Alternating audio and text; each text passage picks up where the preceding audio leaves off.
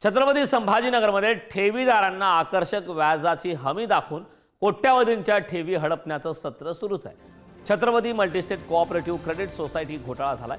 शिक्षक दाम्पत्य अध्यक्ष असलेल्या सहसंचालक मंडळाने 23 लाखांचा गंडा घातलाय। हा प्रकार 2022 ते 2023 च्या काळात टीव्ही सेंटर येथील शाखेत घडलाय। या प्रकरणी अध्यक्ष, सचिव, संचालकांसह 10 जणांवर गुन्हा दाखल करण्यात आला आहे। फसवणुकीचा आकडा वाढू शकतो अशी शक्यता सुद्धा, अशी भीती आता पोलिसांनी व्यक्त केली। संदर्भात ताजे अपडेट देण्यासाठी आपले प्रतिनिधी सचिन जिरे आपल्या सोबत जोडले। सचिन, वारंवार या प्रकारचे घोटाळे बाहेर येतात। आता छत्रपती संभाजीनगर मधून सुद्धा अशा प्रकारच्या आकर्षक व्याजाची हमी दाखवून कोट्यावधींचा घोटाळा झाल्याचं समोर येतं। काय अपडेट?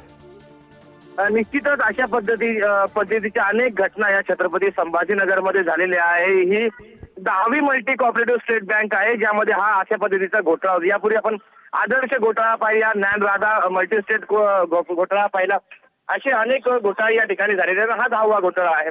ते ठेवीदार आहे, ठेवीदारांना अशा पद्धतीने आकर्षक व्याज दराचं आमिष या ठिकाणी दाखवलं जातं आणि त्यानंतर जी आपल्या आयुष्यभराची कमाई जेव्हा मल्टी स्टेट बँक असेल किंवा पतसंस्था असेल, यामध्ये जेव्हा ठेवीदार ठेवतो तर काही दिवसानंतर त्या रकमेचा अपहार केला जातो आणि जोपर्यंत हे ठेवीदारांच्या लक्षात येतो तोपर्यंत खूप उशीर झालेला असतो आणि त्यानंतर असे हे प्रकार समोर येत असतात। या घटनेमध्ये देखील असाच प्रकार घडलेला आहे। तब्बल 23 लाख रुपयाचा गंडा या ठिकाणी ठेवीदारांना घातलेला आहे आणि या प्रकरणी आता 10 जणांवरती गुन्हा दाखल झालेला आहे। हा जो संचालक मंडळ आहे यावरती हा पहिलाच गुन्हा नसून पुण्यामध्ये देखील यांच्यावरती गुन्हा दाखल झालेला आहे आणि या प्रकरणाची व्याप्ती आता वाढू शकते, अशा पोलिसांनी शक्यता वर्तवलेली आहे। सचिन, खूप खूप धन्यवाद या संपूर्ण माहितीबद्दल।